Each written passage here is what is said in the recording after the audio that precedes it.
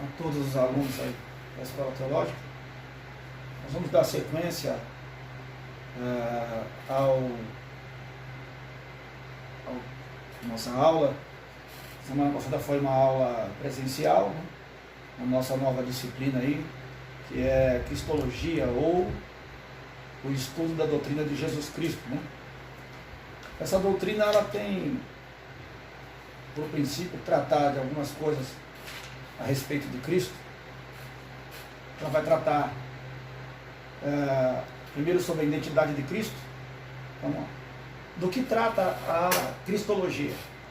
Identidade de Cristo, as duas naturezas de Jesus Cristo, a natureza humana, a natureza divina. Trata dos títulos que Jesus Cristo recebe no tecido sagrado.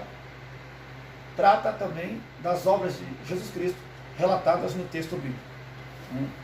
É o que trata aí a teologia ou a doutrina da Cristologia, ou a doutrina de Jesus Cristo.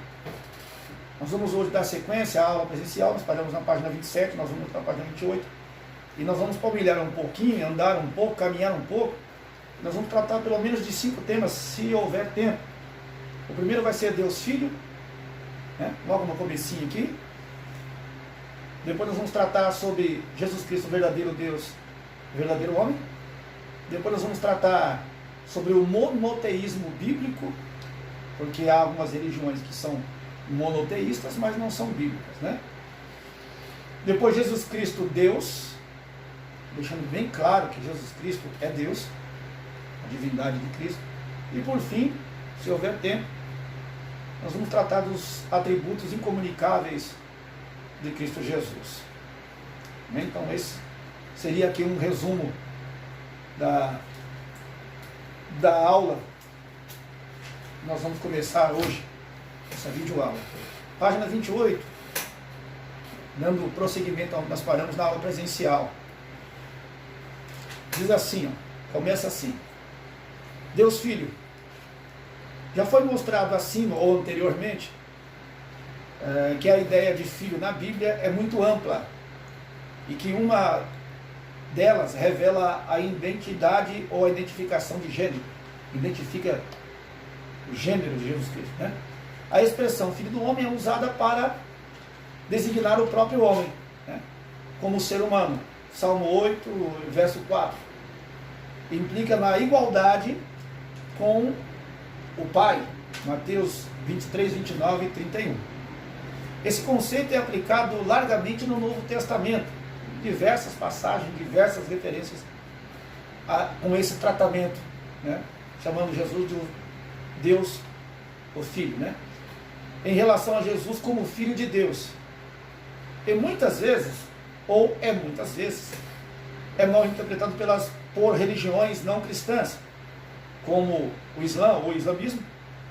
Os muçulmanos rejeitam essa doutrina considerando blasfêmia a ideia de Deus gerar um filho numa mulher dentro do padrão da reprodução humana.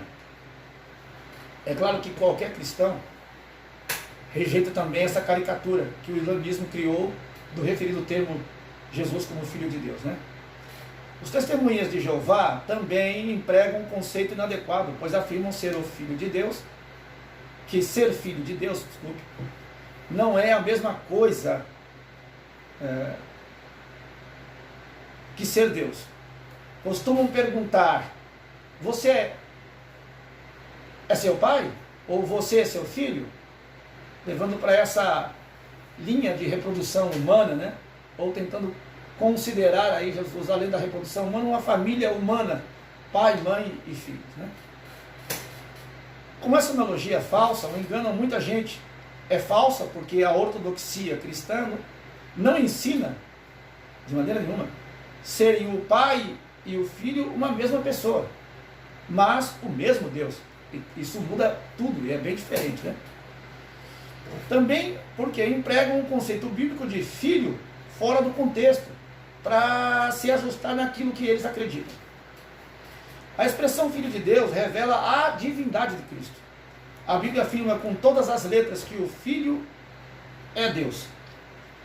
Mas do Filho diz, texto bíblico, para comprovação aqui, Ó Deus, o teu trono subsiste pelos séculos dos séculos, cetro de iniquidade e o cetro do teu reino. Hebreus 1:8. Essa citação também é do Salmo 45, versos 6 e 7.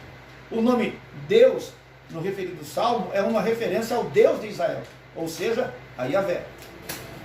Em João 5,17, Evangelho de João 5,17, Jesus declarou-se Filho de Deus.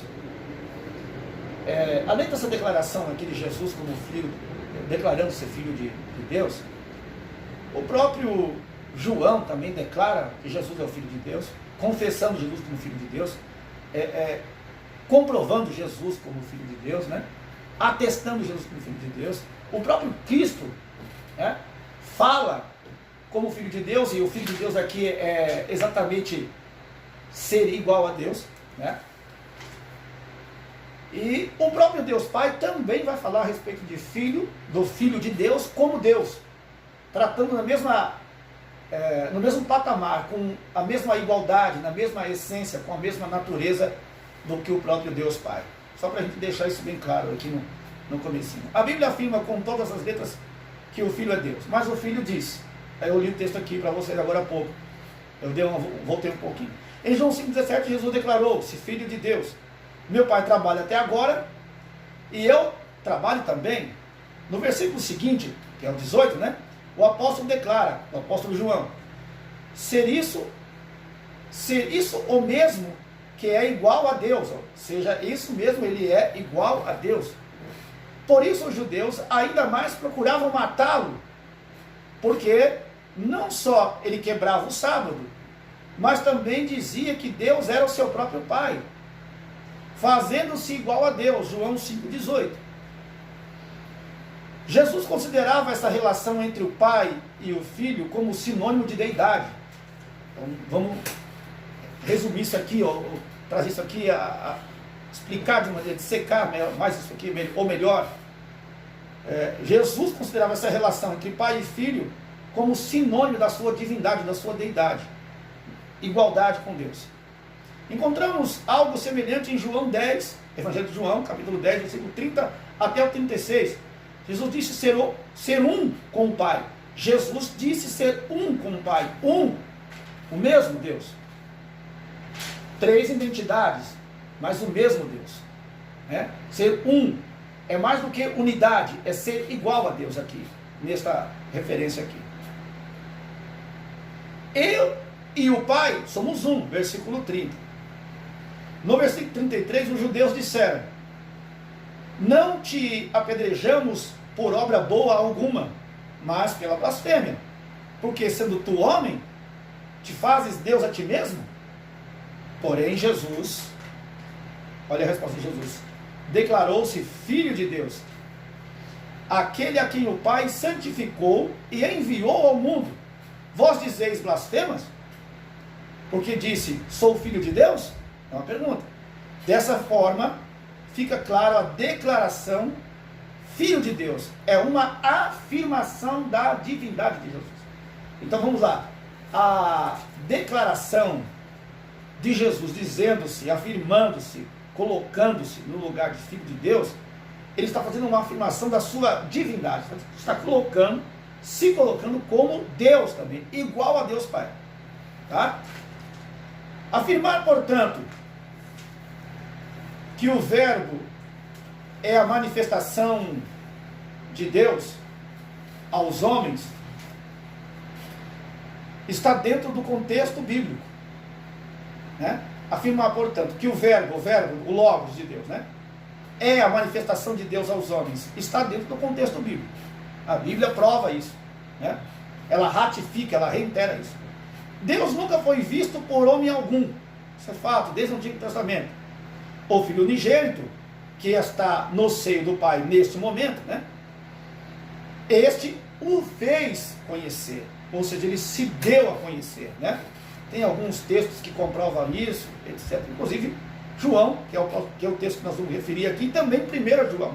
Aqui é João 1,18 e também 1 João, isto é ratificado, corroborado também, na versão Almeida Revista e Atualizada. O termo que se emprega na ARA é Deus unigênito, pois assim consta de alguns manuscritos. O verbo da vida foi manifestado aos homens. 1 João 1, do 1 ao 3. A ideia de que o verbo se tornou filho na encarnação não tem apoio dos expositores da Bíblia. Ou seja, a Bíblia não concorda com a ideia dessas heresias, dessas seitas, que dizem que Jesus se tornou filho apenas na encarnação. Entende? Quando ele veio e se fez conhecer e se fez carne, né? A Bíblia não corrobora isso, não concorda com isso, não é isso que a Bíblia ensina, tá? Isso aqui é uma heresia, né? As Escrituras ensinam que o Filho é título, sendo assim a sua existência é desde a eternidade, não apenas como verbo, mas já antes, ele já era chamado de Filho de Deus, desde a fundação do mundo. Eu estou falando desde a fundação do mundo, não desde a fundação da divindade, porque eles são incriados, sempre existiram. Então, desde a fundação do mundo, desde a criação do mundo, ele já era conhecido como Filho, tá? Só para ter uma noção aí. Sendo assim, a sua existência é desde a eternidade, não apenas como verbo. Ele já era chamado de Filho mesmo antes da encarnação. Na sua manifestação teofânica, na fornalha, com os 3 hebreus amigos de Daniel, Daniel 3:25, antes de vir ao mundo, Deus enviou o seu Filho unigênito ao mundo, mais uma vez falando do Filho unigênito, né? E que se Deus enviou o seu Filho unigênito ao mundo, ele já era filho no céu. Preste bem atenção no termo, que isso é importante a gente citar sempre, porque as pessoas às vezes leem, né? Ou leem de maneira distorcida, ou leem sem a devida atenção, ou sem a devida regras de interpretação, e às vezes não levam em consideração. Olha o que diz o texto, né? É importante dizer aqui: Deus enviou ao mundo seu Filho unigênito. Ou seja, ele já era filho. Deus envia ao mundo o seu Filho, e não enviou Deus ao mundo para encarnar em um corpo. Está bem claro aqui. 1 João 4:9. O verbo enviar aqui está no perfeito, ou no pretérito perfeito, que na língua grega significa uma ação verbal. E veja só que interessante este verbo no grego, porque é algo que começa no passado e que tem resultado no presente. E por que começa no passado? Porque ele é desde a fundação do mundo, ou desde antes da fundação do mundo, ele já é filho de Deus. E o resultado chega-se no presente dos escritos, né, dos evangelhos, ele já é relatado também como filho de Deus. Mas ele é desde antes da fundação do mundo já considerado e tido e biblicamente filho de Deus. Sem a menor dúvida, sem distorcer nenhum texto, apenas acompanhando as Escrituras, lendo os textos, interpretando o contexto de maneira adequada, você chega a esta verdade, a esta decisão, entendeu? Esse aspecto verbal indica que ele já era filho quando foi enviado pelo Pai ao mundo, e continua sendo filho até o dia de hoje, né? A falaciosa teologia unitarista diário, defendida ainda hoje, mas não por eles, agora pelos testemunhas de Jeová, né? Pois defende a ideia que Jesus não é Deus, mas o Filho de Deus. Entende? Como se Deus Pai tivesse gerado Jesus, ou ele tivesse encarnado numa pessoa, mas ele não sendo Deus, não tendo a mesma essência, a mesma natureza de Deus. O conceito de filho na filosofia judaica implica a igualdade do Pai. O conceito de filho na cultura judaica e na linguagem bíblica,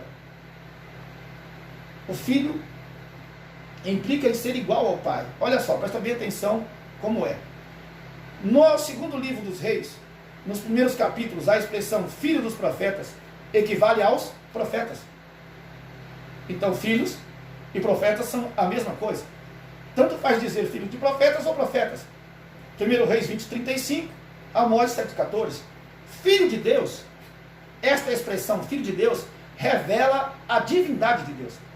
Senão, quanto à sua natureza divina, quanto à sua natureza humana, ele seria chamado de filho de homens, ou dos homens, né? Então, aqui, esta nomenclatura de filho de Deus revela a sua deidade ou a sua divindade. filho de Deus, ser igual a Deus, assim como Deus é. É aqui prosseguindo, assim como o filho do homem revela a sua humanidade. Filho de Deus é uma expressão bíblica para referir-se à relação única do Filho unigênito. Relação única do Filho unigênito. Relação única porque eles são o mesmo Deus, fazem parte da mesma unidade, têm a mesma essência, têm a mesma natureza, né? São eternos, incriados, por isso são iguais. A expressão Filho de Deus revela a divindade de Cristo, portanto, o conceito citado pelo grupo religioso de que Jesus é o Filho de Deus, mas não é o próprio Deus, é uma contradição em si mesmo. Já que filho, na linguagem bíblica, filho de Deus, aqui significa ser igual a Deus, significa ser Deus, significa ter divindade, significa ser uma deidade. Ok? Já que filho do homem é o conceito para a essência dele, da natureza dele como homem. Né? Filho de Maria, criado por José. O conceito de pai e filho, isso aqui é importante. Na Trindade, isso aqui é bom prestar muita atenção nisso aqui, porque isso aqui é essencial.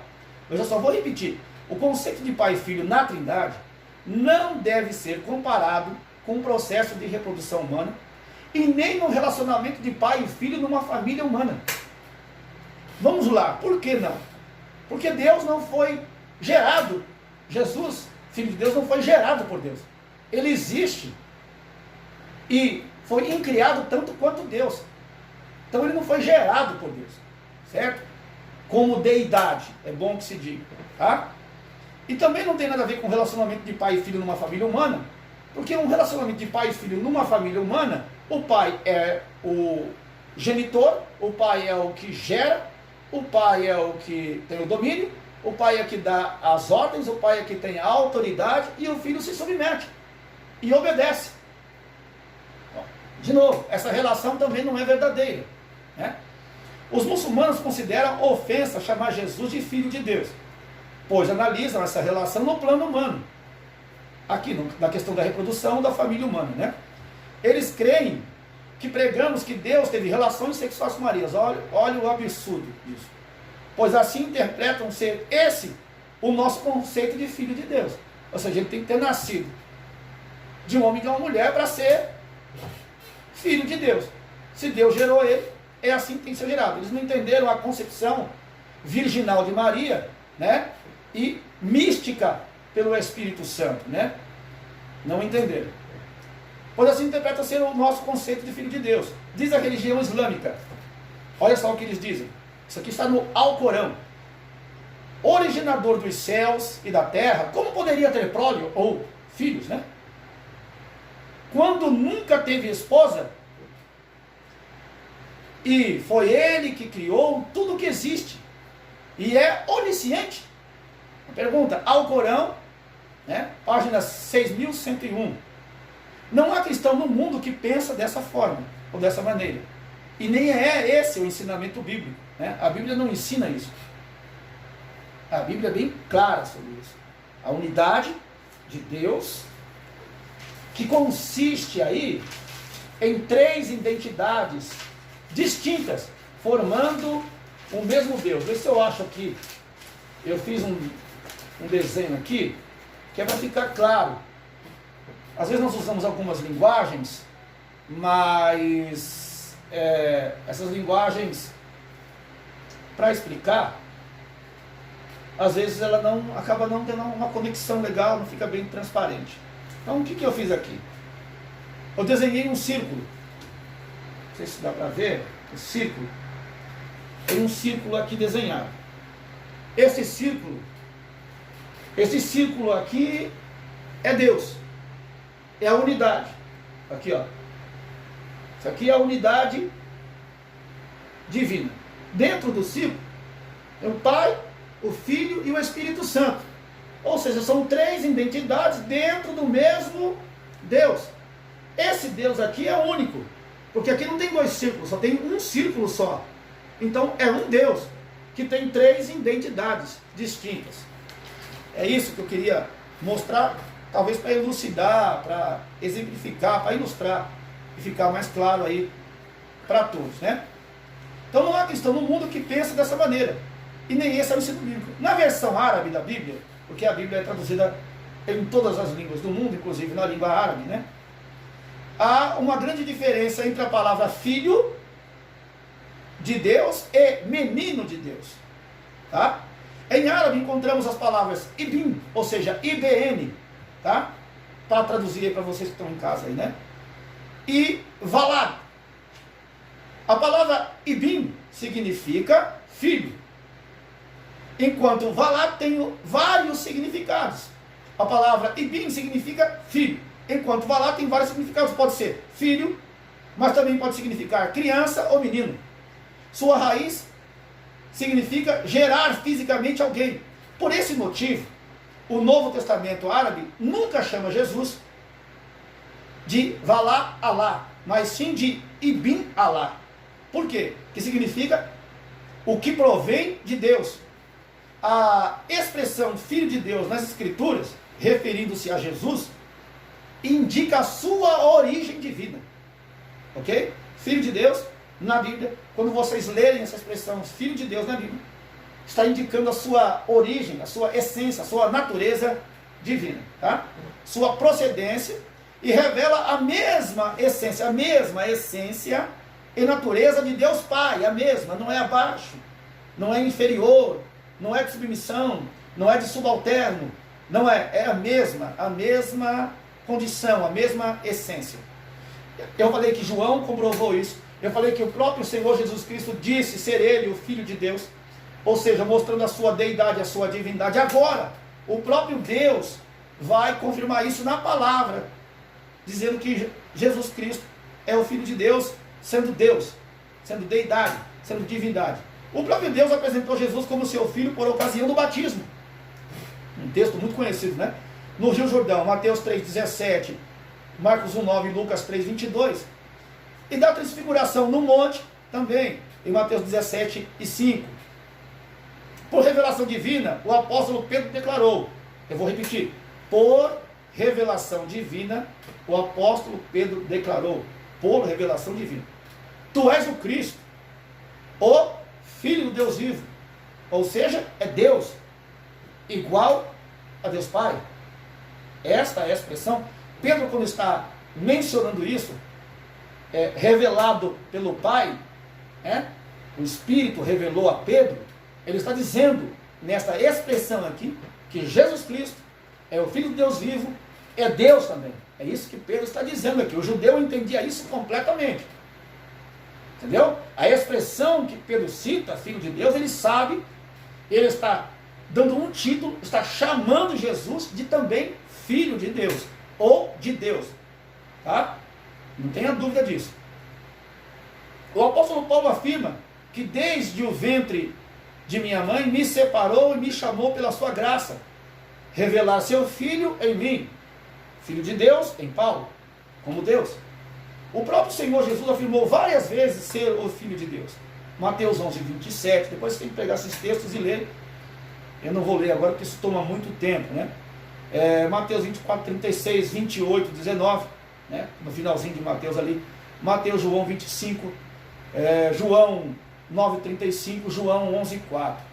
Até em juízo, diante de uma possível condenação, é claro, de uma iminente condenação, vou colocar assim, dessa melhor maneira, melhor forma, mesmo sabendo que isso resultaria em sua morte, Jesus, de novo, disse a todos, e disseram todos, logo tu és o Filho de Deus? E ele lhes disse, vós dizeis que sou. Lucas 22:70. Ou seja, ele não mudou, ele não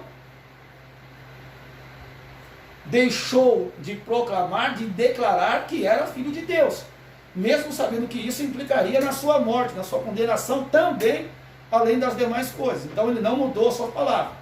Mateus e Marcos registraram, ainda que Jesus afirmou que breve desceria nas nuvens do céu à direita do poder de Deus, sendo Deus, né?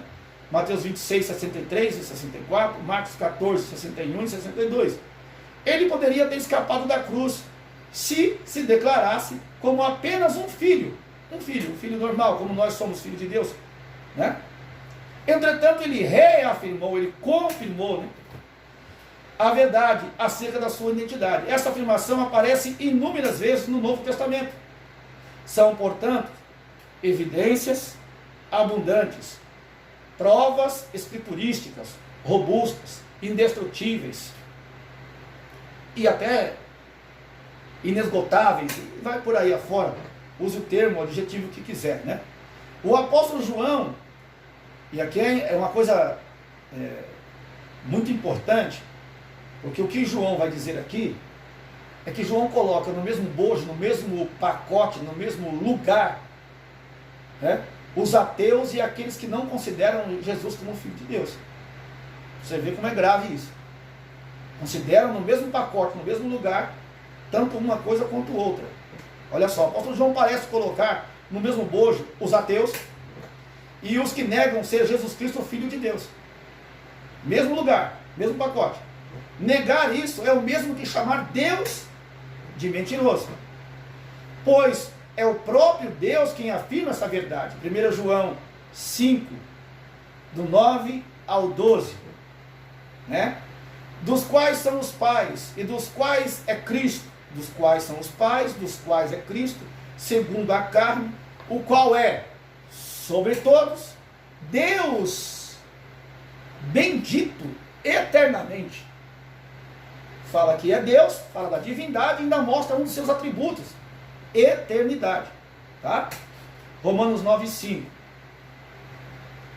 Agora nós vamos entrar aqui no capítulo 3, que eu havia dito antes, nós vamos passar por alguns temas, e agora o tema é Jesus, verdadeiro homem, verdadeiro Deus, ou seja, as naturezas de Jesus em sua totalidade, sendo de maneira absoluta, ele é absolutamente, totalmente homem e totalmente Deus, as duas naturezas de Jesus Cristo. O presente capítulo trata das naturezas humana e divina de Cristo. E isso envolve um tema sobre monoteísmo bíblico. Nós vamos ver um pouquinho mais para frente. E a trindade. Monoteísmo bíblico é uma coisa, trindade.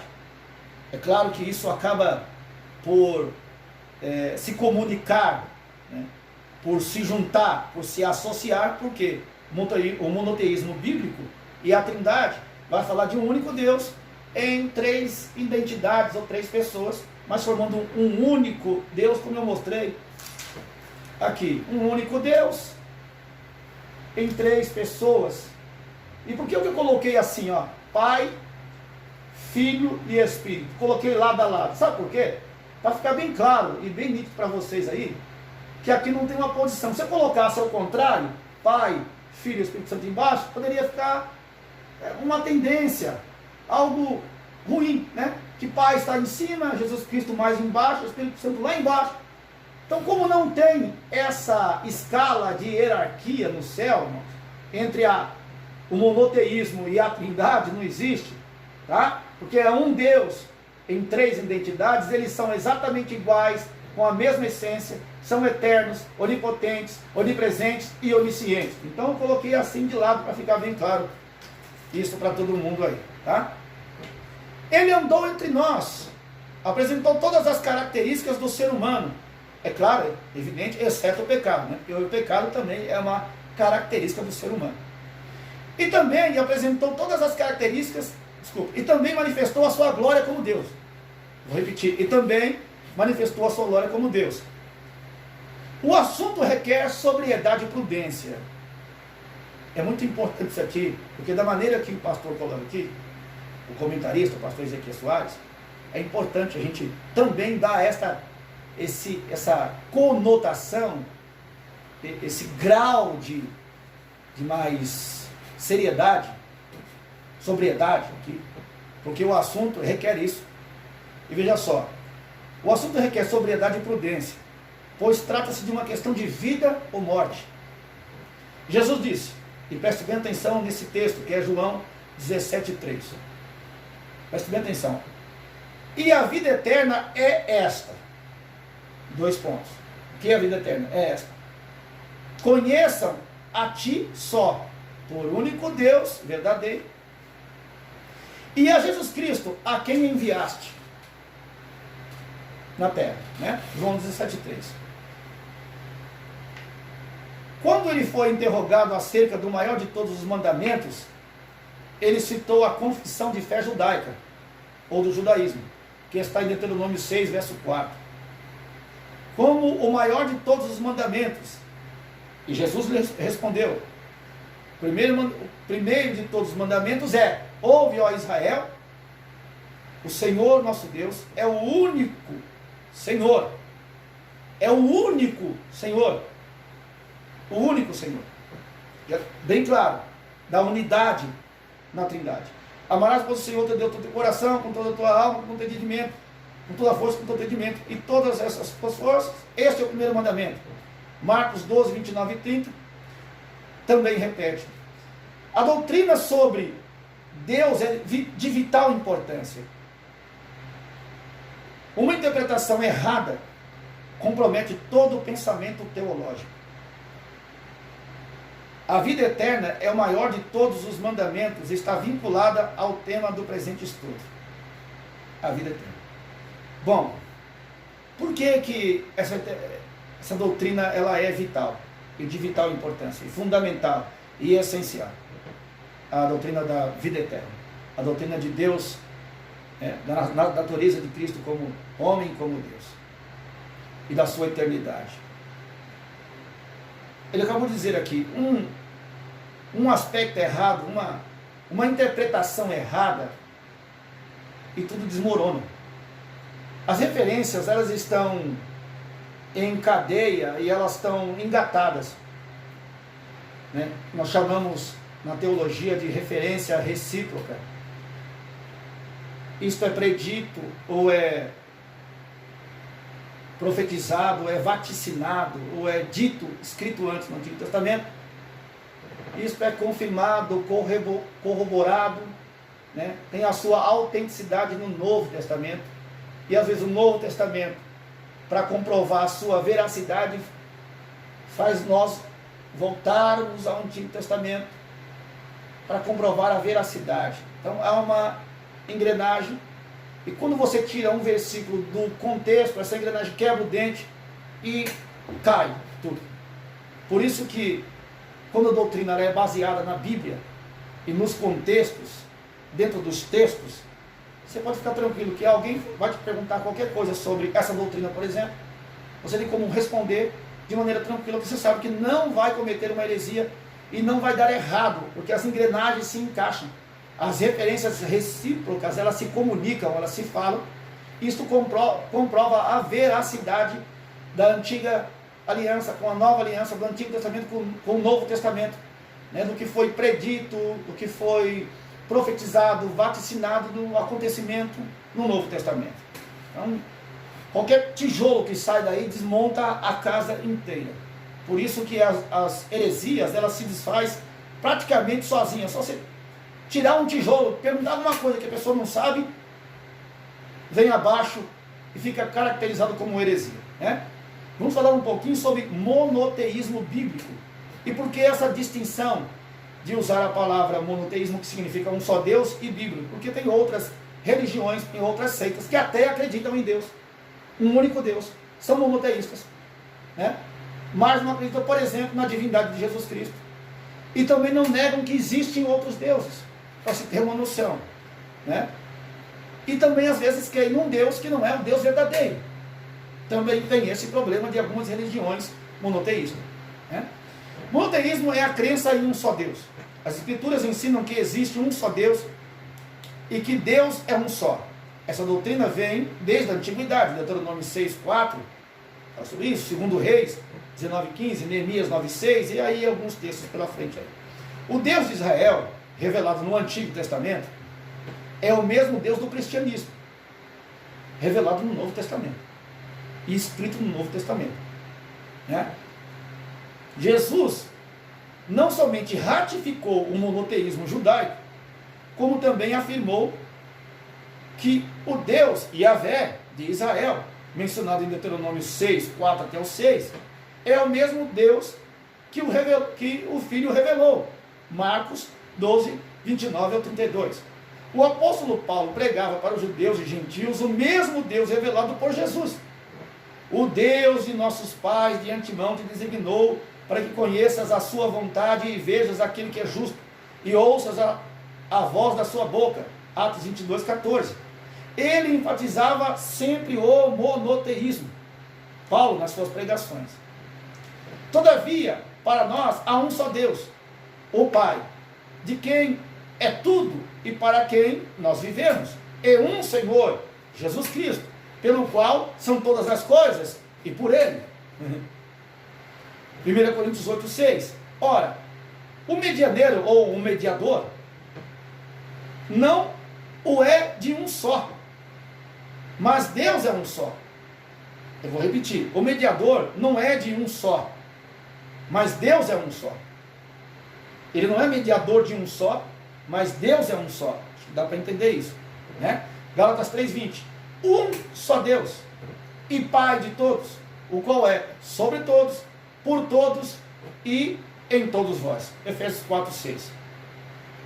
Pelo exposto, até aqui, exposto na Sagrada Escritura, na própria palavra de Deus, observa-se que a Bíblia ensina com todas as letras, ou seja, com toda a clareza, com toda a transparência, com toda a nitidez, né? De que, de maneira expressa, haver um só Deus, uma unidade, um único Deus. Fazendo assim, vocês acompanhar o círculo lá que eu desenhei. E que Deus é um só. De novo. Todavia, afirma que o Pai é Deus, o Filho é Deus e que o Espírito é Deus. O nome Deus aplica-se ao Pai sozinho, certo? Filipenses 2:11. Da mesma forma ao Filho sozinho, Colossenses 2:9. E ao Espírito Santo também, Atos 5:3 e 4. Aparece na maioria das vezes com a referência à Trindade, Deuteronômio 6:4. Isso também ocorre com o nome Yahvé, mais conhecido como Jeová por nós, aqui da língua portuguesa, né? Ou Senhor, na versão Almeida Revista e Corrigida. Aplica-se também ao Pai sozinho, Salmo 110, verso 1, e aí vai de novo, né? Ao Filho, Mateus 3:3, Isaías 40:3, ao Espírito Santo, Ezequiel 8:1-3, e à Trindade, de novo, Deuteronômio 6, Salmo 83:18. Visto que o Antigo e o Novo Testamento atestam, os dois falam sobre o monoteísmo Como fazer então com a Trindade? Então eu quero voltar um pouquinho, que dá para dar uma... Eu não terminei muito bem a frase, né? O Antigo e o Novo Testamento atestam o monoteísmo. Pronto, parou aí. Então, como fazer com a Trindade agora? Está aqui. Monoteísmo é um só Deus. O que fazer com a Trindade? Será que isso aqui explica? O único Deus, Trindade, 3 pessoas, ou melhor dizendo na linguagem teológica, 3 identidades. Tá? O Novo Testamento não contradiz o Antigo, mas torna explícito o que dantes estava implícito nessa primeira parte das Escrituras, que é o Antigo Testamento. Pois a unidade de Deus não é absoluta. Ele não é único, absolutamente. Aqui escrito Deus no meio e só. Não é uma unidade absoluta. Tem 3 identidades aqui. Tá? Não é uma unidade absoluta. O Deus verdadeiro não é um mônada estéril, ou seja, um organismo, né, de fácil compreensão e estéril. Não é isso. É complexo, mas é uma unidade e não é estéril, né? De modo que o Antigo Testamento revela a unidade da Trindade. A unidade na Trindade. O Antigo Testamento. Tá? Ao passo que no Novo Testamento revela a Trindade, os 3 na unidade. Faz o inverso. Entendeu? O Antigo é a unidade na Trindade e o Novo é a Trindade na unidade. Tá? Essa doutrina não neutraliza nem contradiz o monoteísmo. Porque eu disse, é um Deus só em 3 identidades. Né? Essa doutrina consiste em um só Deus, em 3 pessoas. O que é diferente de triteísmos, que seriam 3 deuses, teria que ser 3 círculos. Tá? 3 deuses aqui, eu representaria com 3 círculos. Mas é um Deus só. em três identidades ou três pessoas. O nosso conceito de trinitarismo e não triteísmo, né, que é diferente, segue o modelo no credo de Anastácio. Adoramos um Deus em trindade. E trindade em unidade. Certo? Não confundimos as pessoas, de maneira nenhuma. E nem separamos a substância. Que não dá. A trindade pode ser entendida como a união de três pessoas: Pai, o Filho e o Espírito, em uma só divindade, ou em um só Deus, sendo iguais, eternas, da mesma substância, embora distintos, sendo Deus, cada uma delas. Mateus 28, 19, 1 Coríntios 12, do 4 ao 6, 2 Coríntios 13, 13. O termo pessoa não é muito apropriado para aplicar as três identidades distintas da Trindade. Por isso que eu falei aqui no começo, identidades. O que queremos dizer com isso é que se trata da união de três identidades pessoais em um só ser, em um só indivíduo, em um só Deus, uma só existência, uma só essência, uma natureza divina, né? Mas em três pessoas. A fé cristã não admite a essência de outros deuses. Por isso é monoteísta e monoteísta bíblica, né? Antes de mim, Deus nenhum se formou, e depois de mim, nenhum haverá, Isaías 43, 10. E fora de mim não há Deus, Isaías 44, 6. É verdade que a Bíblia faz menção de deuses falsos. Se são falsos, não pode ser Deus.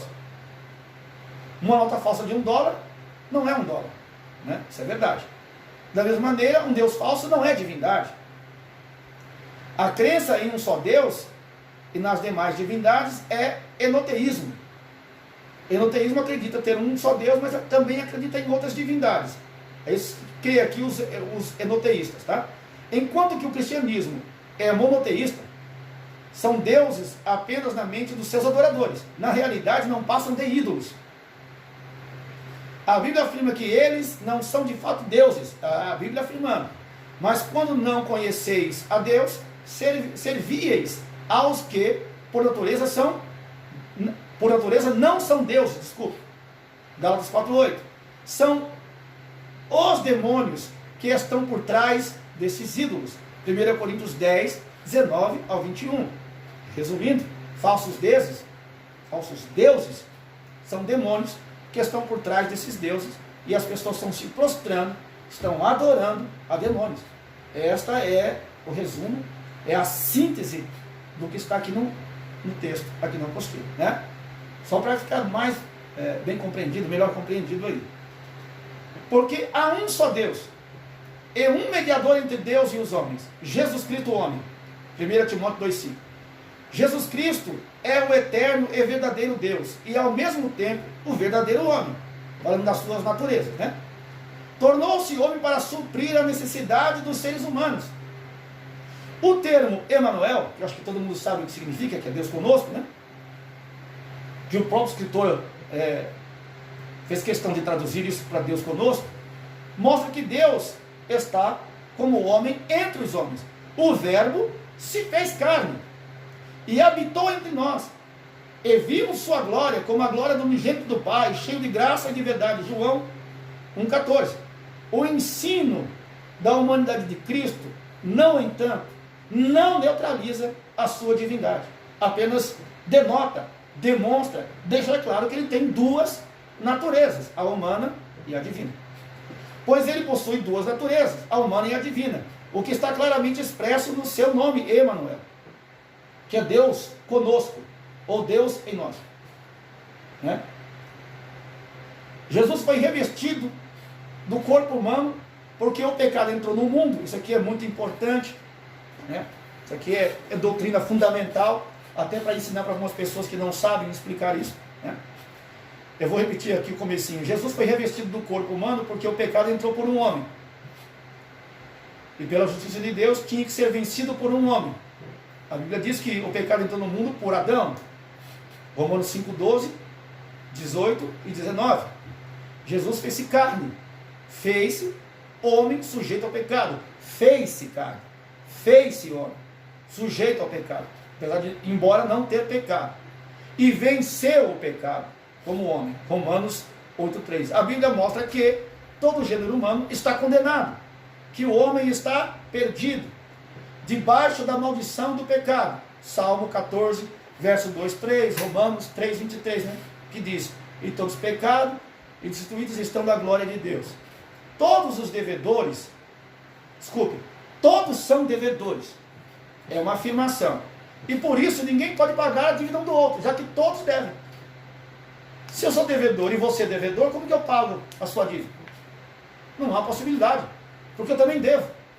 Então, se eu devo e não paguei a minha, como que eu vou pagar a sua? Não tem como, né?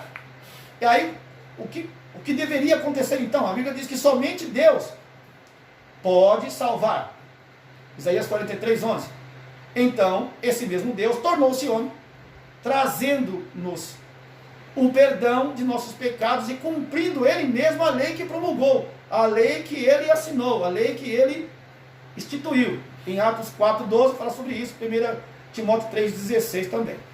Quando Jesus estava na terra, não se apegou às prerrogativas da divindade para vencer o diabo.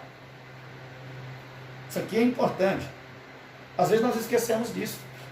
Jesus não usou das suas prerrogativas de Deus para vencer Satanás. Ele venceu Satanás como homem e não como Deus. O que demonstra, que deixa claro, que nós também podemos vencer Satanás também como homens. É isso é importante, é fundamental isso aqui, né? Mas aniquilou-se a si mesmo, fazendo-se semelhante aos homens. Filipenses 2, 5 até o 8. Como homem, ele tinha certa limitação de tempo e de espaço, né? E aqui é que é fundamental para nós explicarmos quando alguém vier com essa teoria de que filho de Deus, e que Deus dizia, olha, ao Pai como se estivesse subordinado ao Pai. Aqui sim, enquanto viveu na terra, como homem 100%, ele era sim submisso ao Pai, obediente ao Pai. Mas como deidade, não. Ele é igual a Deus, olha só a explicação. Como o homem tinha certa limitação em tempo e espaço, portanto, era submisso ao Pai, como homem, está bem claro aqui. Eis a razão de ele ter dito em João 14, 28, o Pai é maior que eu, na relação, dizendo de sua natureza humana, e como na natureza humana, é claro que Deus, Pai, é maior do que ele, na natureza humana. Os evangelhos revelam atributos característicos do ser humano em Jesus. Todo ser humano nasce de uma mulher, cresce e morre, tem emoções, alegra-se, entristece, seu corpo cansa-se, fadiga-se. Cristo experimentou tudo isso quando esteve aqui no mundo, ou entre nós. Ele nasceu de uma mulher, foi gerado pela ação sobrenatural do Espírito Santo. Seu nascimento, ou seja, o seu parto, foi comum e igual ao de qualquer homem, né? Lucas 2, 6 e 7. E aqui vão algumas características da humanidade de Cristo. Ele cresceu em estatura e sabedoria, Lucas 2, 52. Ele sentiu sono, fome, sede e cansaço, Mateus 8, 24, João 19, 28. Tá?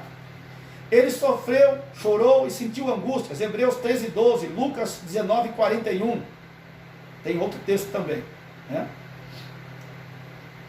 Ele teve mãe humana, ele também teve irmãos e irmãs, Mateus 12, 47, 13, 55 e 56. Ele morreu, embora ressuscitasse ao terceiro dia, passando pelo ardor da morte, 1 Coríntios 15, versículos 3 e 4. Ele deu provas materiais de ter corpo humano. Isso aqui é importante. Isso aqui é importante. Quando nós falamos de Jesus Cristo 100% homem. Porque alguns descaracterizam isso aqui. Distorcem, né? Ao seu bel prazer. Arranca o texto ou o versículo do contexto para interpretar de maneira equivocada. João 1:1, Lucas 24, 39. Ele foi feito semelhante aos homens, mas sem pecado. Hebreus 2:17 e Hebreus 4:15. Quando o apóstolo Paulo afirma que Jesus nasceu da descendência de Davi, segundo a carne, natureza humana, né? Romanos 1,3, está descrevendo a sua linhagem humana, conceito previsto desde o Antigo Testamento, que seria assim que Jesus Cristo viria também, da linhagem de Davi. Salmo 22, Isaías 8,18, cumprido e confirmado no Novo Testamento. Hebreus 12 e 13. O fato de pertencer à família do rei Davi revela a sua identidade como gênero humano. O termo segundo a carne está vinculado à descendência de Davi. Logo, diz respeito à sua natureza humana. A palavra carne é usada novamente nessa seção, nesta mesma epístola, Romanos 9,5. Sua genealogia foi registrada em Mateus 1, do 1 ao 17, em Lucas 3, do 2 ao 38. O que pormenoriza a origem humana, o que dá pormenores, dá fatos, dá mais subsídios, traz mais conteúdo da sua origem humana. Convinha que ele viesse como homem, já que foi o homem que pecou, que através do homem que o pecado entrou no mundo, seria através de outro homem puro, perfeito, que o pecado teria que ser tirado do mundo. Pois, se não fosse humano, não poderia sofrer e dessa forma não poderia ser o salvador dos seres humanos. Hebreus 2,17. Houve nos primeiros séculos da história do cristianismo muitas heresias, e eu concordo, mas eu ainda vou um pouco além, digo que hoje também há muitas heresias.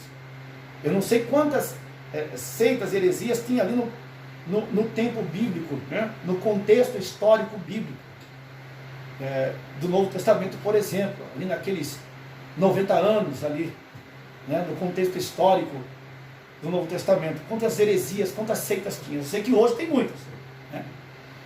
Algumas delas já vimos no capítulo 1 e no 2, que negavam ter Jesus Cristo vindo em carne. Ele não veio em carne. Veja só. Apolinário ensinava que Jesus era só Deus e que nada havia nele de humano, nada. Da mesma forma, os gnósticos, que ensinavam que Jesus não teve um corpo humano, mas um corpo docético, né? O que é um corpo docético? Vou trazer para vocês aqui o que é um corpo docético. Que nega um corpo e a sua natureza, um corpo físico a Jesus, tá? Isso é o corpo docético. É a mesma heresia parecida com os gnósticos, tá? Que negavam um corpo humano, ou seja, Jesus andava aqui como um fantasma, dentro de um corpo, mas não era o corpo dele. Não sei se dá para entender isso aí, tá? Seria uma encarnação de um corpo de outra pessoa, entendeu? Esta é a heresia pregada pelos gnósticos e pelos docéticos. Tanto os apolinaristas como os gnósticos estavam sobremaneira errados. A Bíblia ensina tanto a divindade como a humanidade de Cristo. E todo o espírito que confessa que Jesus Cristo não veio em carne não é de Deus. Se não é de Deus, meu irmão, é do diabo. Porque aí ele quer desfigurar, descaracterizar que Jesus Cristo veio, né, aniquilou-se a si mesmo, esvaziou-se a si mesmo, fez-se homem, veio, habitou entre nós e sem pecado viveu aqui, morreu e ao terceiro dia ressuscitou. Ele quer negar toda essa verdade, entende? Por isso não é de Deus. 1 João 4,3. É muito importante essa doutrina aqui. Você veja que uma simples colocação como essa é uma afirmação demoníaca, né? Então nós temos que entender bem isso aqui. Os grupos religiosos contrários à divindade absoluta de Jesus costumam usar fora do contexto, como ponta de lança, as passagens bíblicas que revelam as características humanas. Isso vem desde os primeiros séculos da era cristã. É pecado negar a humanidade de Cristo. 1 João 4, 2, 3, 2 João 7. Do mesmo modo como é pecado negar a sua divindade, pois Jesus é tanto humano como divino. Romanos 1, 2, 4, 9 e 5. Né? Romanos 9 e 5 também fala sobre isso. Aqui, tá? Ele juntou aqui, tá? Romanos 9, para ficar mais fácil, Romanos 9 e 5. Então, é pecado negar que Jesus se fez carne, aniquilou-se a si mesmo, morreu e ressuscitou, como também é pecado negar que ele é divino, a sua deidade, a sua divindade. As duas coisas são pecado. Pecado, não estou dizendo que é uma heresia simples, mas ele se equivocou, é pecado. Negar isso. Ou seja, pelo menos negar conscientemente, né? Vamos passar aqui um pouquinho e vamos dar mais uma caminhada e chegarmos aqui a Jesus Cristo Deus. A Bíblia ensina e afirma de maneira explícita, ou seja, de maneira bem clara, né, com todas as letras, que Jesus Cristo é Deus igual ao Pai. Portanto, da mesma essência, da mesma substância, da mesma natureza, né? Como já estudamos até aqui, até esse presente momento. Convém ressaltar que Jesus não é metade Deus e nem metade homem, ele é 100% Deus e 100% homem. Nada foi mudado na encarnação, portanto ele é perfeito, ele é o perfeito homem, Jesus Cristo o homem, 1 Timóteo 2,5, é o perfeito Deus em toda a plenitude, porque nele habita corporeamente toda a plenitude da divindade, Colossenses 2,9. O termo grego morfé, ou seja, forma, que morfé significa forma, usado pelo apóstolo Paulo, sendo forma de Deus, Filipenses 2,6, indica essência imutável, ou seja, ele é de uma essência que não muda, né? Ele é de uma natureza, de uma substância que não muda, portanto jamais deixou de ser Deus. Há inúmeras referências bíblicas em defesa da divindade de Cristo, porque para alguns, quando ele veio em uma forma humana, Jesus Cristo homem, 1 Timóteo 2,5, ele deixou de ser Deus. Ele não deixou de ser Deus.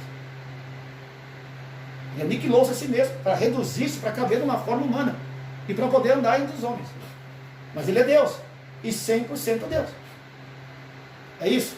Então é errado dizer que foi menos Deus, entende? Ou Deus de um tamanho menor, porque ele veio e se fez carne, né?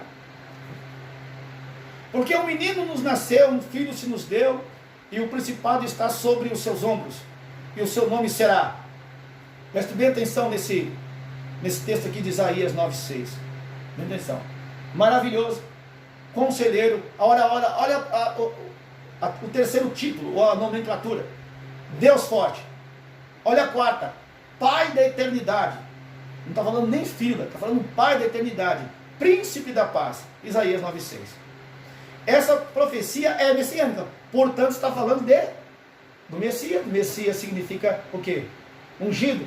Esse nome no grego é o quê? Cristo. Então está falando de Jesus Cristo, né? Fala do nascimento e do ministério de Jesus. Dos nomes apresentados, um diz expressamente ele é Deus, que é Deus forte, e o outro revela um dos seus atributos incomunicáveis, que é exclusivo da deidade, que é o Pai da eternidade.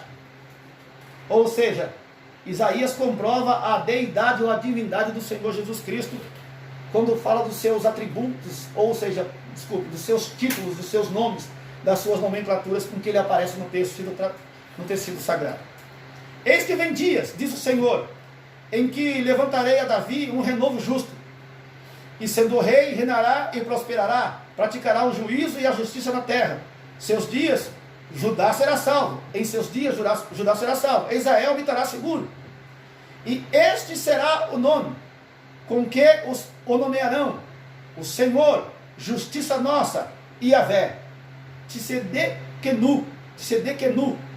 Em hebraico, Jeremias 23, 5 e 6.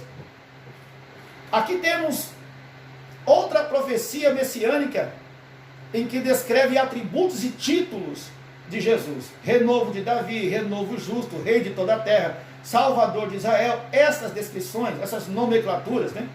Esses títulos estão revelados também no Novo Testamento, na pessoa bendita de Jesus Cristo. Romanos 1,3, Atos 3,14, Atos 4,12, Apocalipse 19,16. Por fim, o renovo de Davi, o Messias, é chamado de Yahvé, justiça nova, como Yahvé também representava e era o nome de Deus Pai no Antigo Testamento. Era título de Deus Pai no Antigo Testamento. Agora no Novo Testamento é título, é nome de Deus Filho, Jesus Cristo também. Yahvé, justiça nossa. E fugireis pelo vale dos meus montes, porque o vale dos montes chegará até Azel. Fugireis assim como fugisse do terremoto nos dias de Uzia, rei de Judá. Então virá o Senhor, o meu Deus. Isso aqui é bem claro, está no texto, né, de Zacarias. E virá o Senhor, meu Deus, chamando Jesus Cristo de Deus, Yahvé, e todos os santos contigo, e o Senhor. Ou seja, ele está falando da segunda vinda, da vinda de Jesus aparente, quando todos os olhos verão a Cristo descer juntamente com a igreja. É deste momento que Zacarias está falando, e chama Jesus de Yahvé, meu Deus. Essa profecia é escatológica, fala do grande livramento de Jerusalém, por ocasião da segunda vinda de Jesus. Aqui o Messias é chamado de Yahvé, meu Deus, com todos os santos com ele. Compare essa profecia com a citada em Judas, versículo 14. No princípio, que princípio? Antes da fundação do mundo, era o Verbo. Aí de João, o Verbo estava com Deus. Olha só, e o Verbo era Deus. João 1:1. Ou seja, não tem como contestar esses textos. Eles são claros, né? São provas escriturísticas, textuais, inegáveis. Não tem como negar as naturezas de Jesus, nem a divindade. Então, há uma má vontade, aí tira-se o versículo do texto e do contexto e acaba inventando um pretexto para inventar uma heresia. Porque se você lê o texto, e esse texto aqui, por exemplo, ele começa em João 1, versículo 1 e vai até o 14. Esse é o texto que fala, que trata Jesus como o Verbo de Deus. Aí você tira o versículo e quer aplicar suas, ou as heresias que as pessoas entendem como verdadeira, para distorcer o que diz a palavra. Tem que ler o texto, entender o contexto, e aí você traz a verdade. Todas as coisas foram feitas por ele, e sem ele, nada do que foi feito se fez. João 1 e 3. Né? Esse texto aqui, então, ele é cabal, ele é para sacramentar, né, a condição da deidade antes do mundo, do próprio Jesus Cristo. Isso aqui não tem nem como discutir. É só, se não houvesse outros textos, além de João capítulo 1, e de 1 João também capítulo 1, mas tem tantos outros textos, é ler o texto sem tirar o versículo do contexto, para não inventar nenhum pretexto, porque aí é distorcer. Então há uma má vontade, né, incrível, e há também às vezes proposital para distorcer escrituras. Essa passagem é assunto do segundo capítulo, que nós lemos agora há pouco, né? Jesus, o Filho de Deus. Para que todos honrem o Filho. Preste bem atenção nisso. Eu vou repetir. Essa passagem é assunto do segundo capítulo que nós já tratamos anteriormente. Jesus, o Filho de Deus, tá? Para que todos honrem o Filho como honram o Pai. Dá para entender? Não é para estimar o Filho como honram o Pai. Não é para considerar o Filho como honram o Pai. É para honrar o Filho como honram o Pai, na igualdade. Ok? Quem não honra o Filho, não honra o Pai que o enviou. João 5:23. Será que tem provas mais cabais, né, que sacramentam, que pavimentam, que, enfim, não tem como contestar isso, né, dentro desse texto aqui e dos textos e dos demais textos? Eu acho que cada um vai montando e remontando, né, e redobrando a autenticidade dessa doutrina, né? Não tem como. O Senhor Jesus ensinou que a honra devida ao Pai é a mesma devida ao Filho, falando da igualdade. Isso significa que o cristão deve adorar o Pai da mesma maneira que adora o Filho. Mesma maneira. Disse-lhe Jesus: em verdade vos digo, antes que Abraão existisse, eu sou. João 8:58, esse eu sou aqui é o termo Yahvé. É o mesmo termo que Deus Pai se utilizava no Antigo Testamento. Eu sou. Eu sou é um título divino. O Deus de Israel apresentou-se mais de uma vez como eu sou. Para ser específico, são 6.828 vezes que aparece isso na Bíblia. 6.828 vezes que aparece esse termo na Bíblia, eu sou, como Yahvé. Jesus declarou-se ser o mesmo. Eu sou o mesmo Deus, entendeu? Eu sou do Antigo Testamento. E os judeus entenderam a sua mensagem. Entenderam muito bem. Pois pegaram em pedras para lhe atirarem. João 8,59. Essa reação é porque sabiam que somente a Deus pertence o título de eu sou, ou Yahvé. Por isso consideravam blasfêmia a declaração de Jesus. E ainda mais, quando ele disse, eu e o Pai somos um, uma unidade da mesma essência, da mesma substância, da mesma espécie, da mesma natureza, né? Os judeus pegaram então outra vez em pedras, outra vez, para o apedrejarem. Respondeu-lhe Jesus, tenho-vos mostrado muitas obras boas, procedentes de meu Pai. Por qual dessas obras me apedrejais? Pergunta. Os judeus responderam, dizendo-lhe, não te apedrejamos por alguma obra boa, mas pela blasfêmia, porque sendo tu homem, te faz Deus a ti mesmo. João 10, 30 até o 36. A declaração de Jesus, ser um com o Pai, não se trata apenas de uma unidade. Estou fazendo aqui um círculo aqui, né? De pensamento de comunhão. É o que eu falei, é essência, é natureza, é existência, substância, é o mesmo. Os judeus interpretaram corretamente o discurso do mestre, porém não aceitaram essa verdade. Eles disseram, não te apedrejamos por alguma obra boa, mas pela blasfêmia, porque sendo tu homem, fazem de ti mesmo Deus. Se o Senhor Jesus não tivesse falado de sua deidade, ou de sua divindade, certamente teria corrigido o mal entendido. Ficaria certo. Mal entendido para os judeus, né? Mas não o fez. Ele aceitou a acusação dos judeus de declararem ele como Deus. Tomé respondeu, agora Tomé falando da deidade, da divindade. Tomé respondeu e disse-lhe, Senhor meu e Deus meu. Tomé, o apóstolo falando de Jesus Cristo, usando o termo Deus meu, que é Yahvé, aqui em João 20 e 28. Afirmar que essa declaração de Tomé se trata de uma expressão de surpresa seria anacronismo, seria fora de uso, estaria em desuso. Isso significa anacronismo. Pois os judeus ainda hoje não usam o nome de Deus. No contexto judaico da época, seria tomar o nome de Deus em vão.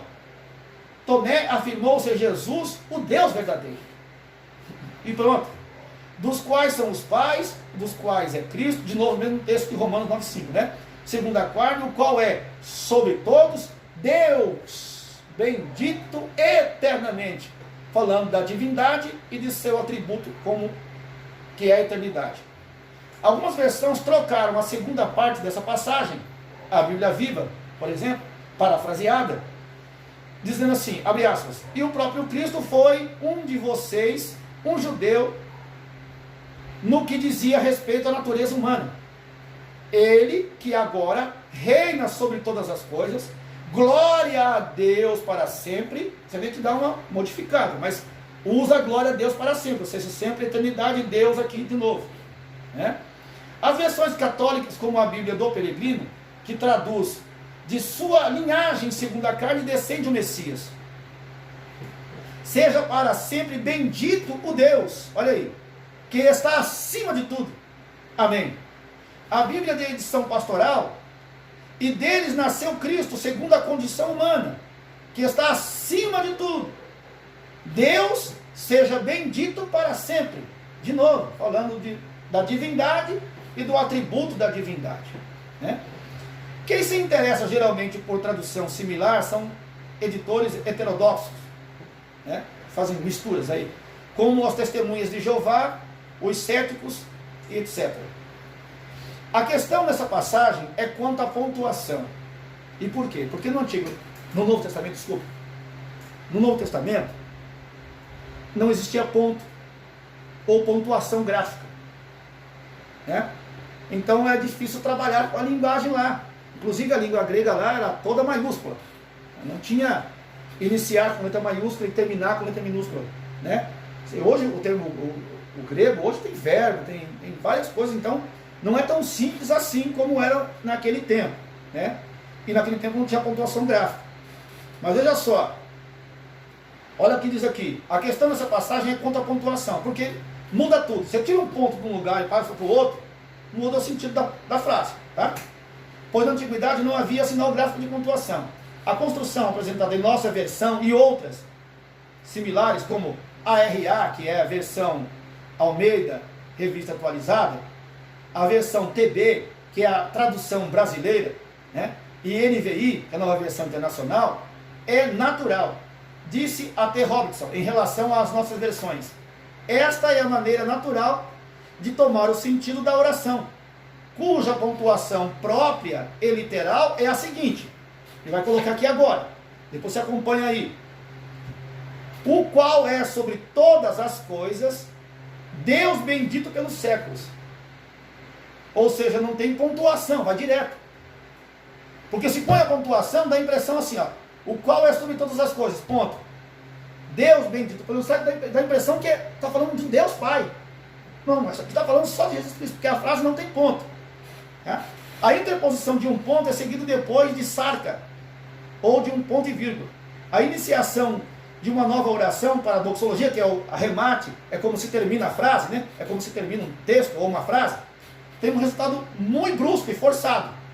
Ele acaba de repente, põe um ponto, como se fosse ali. Por exemplo, o qual é sobre todas as coisas, acabou.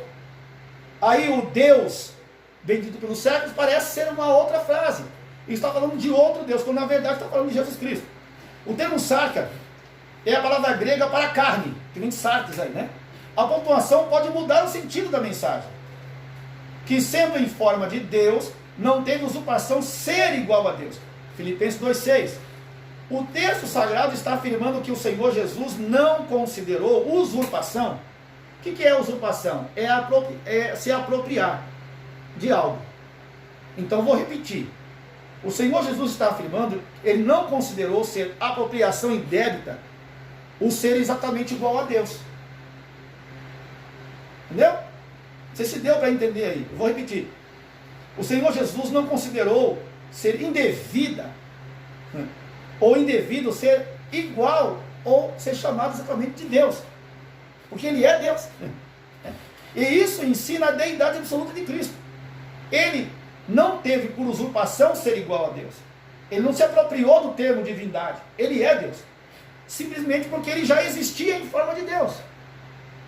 Por isso ele não tomou por usurpação ser igual a Deus, porque ele já é Deus. Para que os seus corações sejam consolados e estejam unidos em caridade, e enriquecidos da plenitude da inteligência para o conhecimento do mistério de Deus, o Cristo. Às vezes tem um ponto aí que já dá diferença. Colossenses 2,2. A parte final desse versículo está de acordo com os textos de WH e NH, que é a nova versão atualizada. E tol, ministerial, tol, teol, cristol.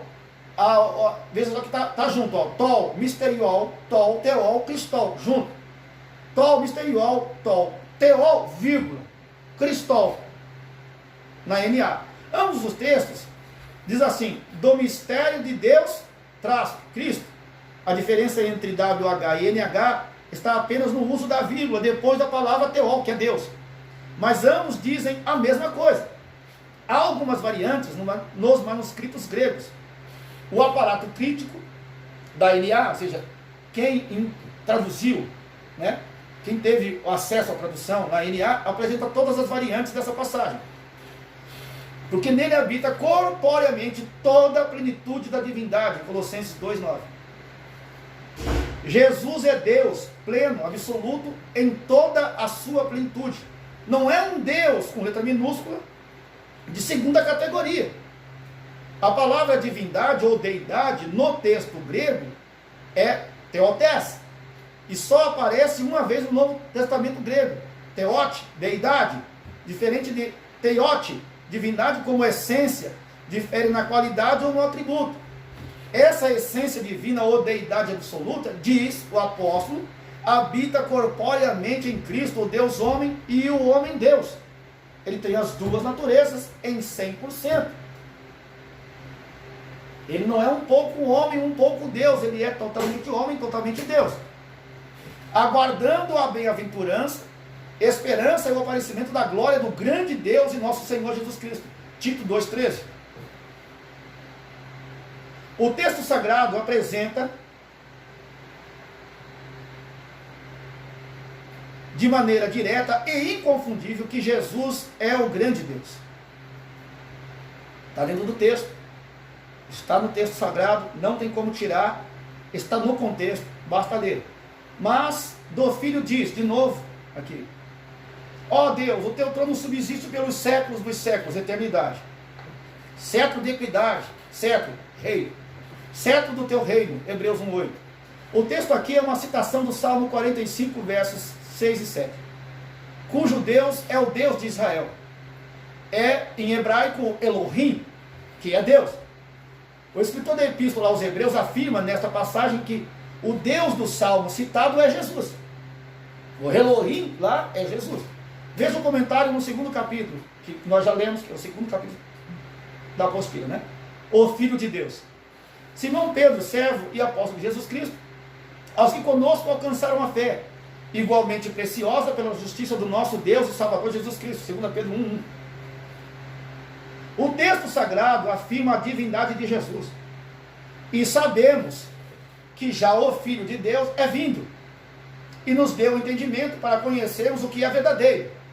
E no que é verdadeiro estamos, isto é, em seu Filho Jesus Cristo. Este é o verdadeiro Deus e a vida eterna. Fala da divindade e fala do seu atributo. 1 João 5,20. Em João 17,3, Jesus afirma que existe um só Deus verdadeiro. Entretanto, aqui, o texto sagrado afirma de maneira direta que Jesus é o verdadeiro Deus e a vida eterna. Eis que vem com as nuvens, e todo olho verá, até mesmo o que o transpassaram. E todas as tribos da terra se lamentarão sobre ele. Sim e amém. Ele disse, Jesus dizendo: eu sou o Alfa, o começo, o ômega. Eu sou o princípio e o fim, diz o Senhor, que é, que era e o que há de vir, o Todo-Poderoso. Está falando de Jesus Cristo. Apocalipse 1, 7 e 8. Todo o parágrafo do primeiro capítulo de Apocalipse, ou seja, o texto do capítulo 1 de Apocalipse, trata da revelação de Jesus Cristo. Trata da revelação de Jesus Cristo como Deus. O versículo 7 afirma, de Apocalipse 1, eis que vem com as nuvens e todo olho o verá. Está falando de Jesus. Até mesmo os que o transpassaram com a lança, os judeus, né? E todas as tribos, todas as nações da terra se lamentarão sobre ele, sim e amém. É o Filho que vem com as nuvens. Assim, o versículo 8 está falando do mesmo que vem com as nuvens. Portanto, não é uma referência ao Pai, mas ao Filho. Existem traduções que trazem Senhor Deus, que assim encontramos em alguns manuscritos gregos, mas isso serve para reforçar a ideia contida no texto de Apocalipse, né? Que Jesus Cristo é Deus Todo-Poderoso. É só para reforçar, não está contradizendo. É o que encontramos mais adiante. Não temas, eu sou o primeiro e o último, Apocalipse 1,17. O mesmo, o princípio e o fim, Apocalipse 1,8. E nós vamos parar por aqui, porque depois na próxima videoaula eu quero falar dos atributos incomunicáveis e os títulos da divindade. Acho que a aula já ficou extensa.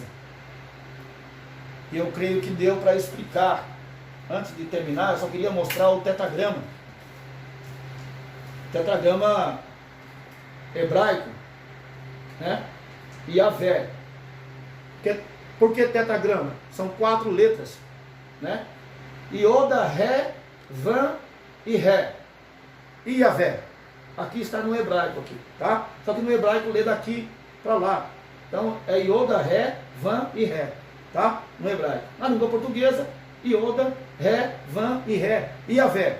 O tetragrama que coloca Jesus como Deus. Chama Jesus de Yavé, mesmo termo usado por Deus Pai no Antigo Testamento é usado por Jesus Cristo como Deus no Novo Testamento, né? Então na próxima videoaula vamos falar sobre os atributos e títulos, atributos incomunicáveis da divindade e títulos da divindade também em Jesus Cristo, e entre outros assuntos também, né? Acho que nós evoluímos bem nessa primeira aula aí. Vocês assistam a aula direitinho, né? Vejam se ficou alguma dúvida e mande nos comentários aí se houve ou se houver alguma dúvida, e dentro do possível eu vou respondendo. Vou descobrir como responde, ou eu respondo pelo grupo, né? Também eu posso responder lá no grupo lá as suas dúvidas, se houver dúvidas. É um assunto denso, complicado, mas hoje nós tratamos aí, andamos um bom caminho, né? Pavilhamos aí 4 assuntos, foi legal, bacana, eu creio. E hoje estava melhor porque eu estudei umas 10 vezes, né? Então, aí deu uma pequena melhorada aí em relação à terça-feira passada na aula presencial, né? E eu prometo que na semana que vem nós vamos dar mais uma estudada, vamos relembrar mais algumas coisas e vamos trazer um conteúdo melhor na próxima aula, não na semana que vem. Na próxima aula nós vamos lançar talvez nessa semana, para poder nós atingirmos aí as 25 páginas por aula, ou por semana, né? Para dar as 100 páginas aí que o livro tem, tá? Então Deus abençoe a todos, fique com Deus.